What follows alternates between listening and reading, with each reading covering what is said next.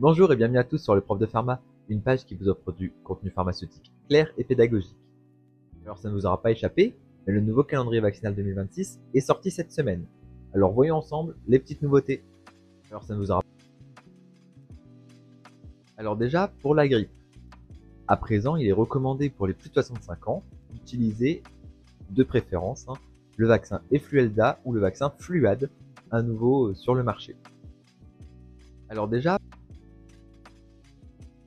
pour le papillomavirus, pas de grands changements en perspective, mais la consolidation du rattrapage de la vaccination chez tous les jeunes jusqu'à 26 ans révolus. Pour le papillon, concernant le pneumocoque, un second vaccin rejoint le Prevnar 20, c'est le Capvaxive. Tous deux sont recommandés chez les patients de plus de 65 ans et chez les adultes de plus de 18 ans à risque. Concernant pour le Covid-19, le Nuvaxovid arrive sur le marché.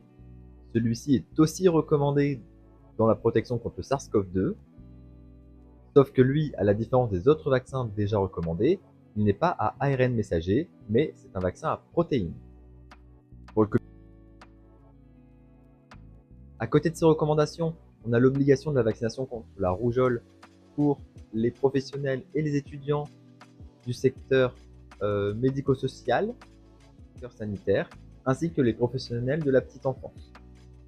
De plus, on peut noter aussi l'arrêt de commercialisation programmée du Pantavac et du Manjugate.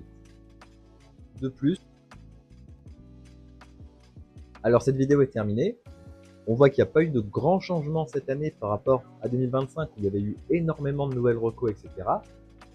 Mais là, on est vraiment sur un calendrier qui vient consolider finalement le calendrier qui est sorti l'an passé avec quelques adaptations selon l'épidémiologie actuelle. Alors moi, je vous laisse liker ou laisser un commentaire et je vous dis à la semaine prochaine. Bye bye. Alors moi, je vous laisse